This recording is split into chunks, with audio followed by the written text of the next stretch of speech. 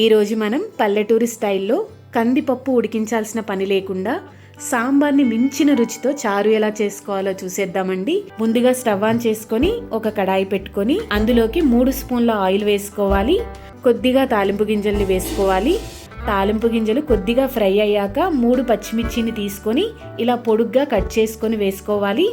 ఇప్పుడు ఇందులోకి ఒక టమాటా, ఒక బెండకాయ, ఒక ములక్కాయ, ఒక ఉల్లిపాయ, ఒక చిన్న దోసకాయ, చిన్న ముక్క సోరకాయ, 2 దొండకాయలు, ఒక వంకాయని ఇలా ముక్కలుగా కట్ చేసుకొని వేసుకోవాలండి. ఇప్పుడు ఇందులోకి 1 స్పూన్ పచ్చి ధనియాలను తీసుకొని ఇలా కచ్చా పచ్చాగా నూరుకొని వేసుకోవాలి. అలానే 1 స్పూన్ అల్లం వెల్లుల్లి పేస్ట్, కొంచెం పసుపు వేసుకొని మొత్తాన్ని కలుపుకోవాలి. ఇప్పుడు కొంచెం కరివేపాకు వేసుకొని 2 నిమిషాల పాటు ముక్కల్ని మగ్గనివ్వాలండి. ఇప్పుడు మీ రుచికి తగ్గట్టు కారం, అలానే మీ రుచికి తగ్గట్టు ఉప్పు వేసుకొని కలుపుకోవాలి. ఇప్పుడు చిన్న నిమ్మకాయ సైజ్ అంత చింతపండును తీసుకొని ఇలా రసాన్ని తీసుకొని వేసుకోవాలి. అలానే 1 స్పూన్ ధనియాల పొడిని వేసుకోవాలి. అలానే కొంచెం కొత్తిమీర కూడా వేసుకోవాలి.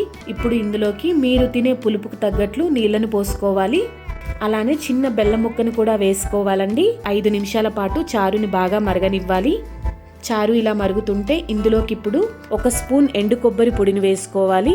అలానే కొంచెం ఇంగువ, కొంచెం మిరియాల పొడిని కూడా వేసుకొని 5 నిమిషాల పాటు చారుని బాగా మరగనివ్వాలండి.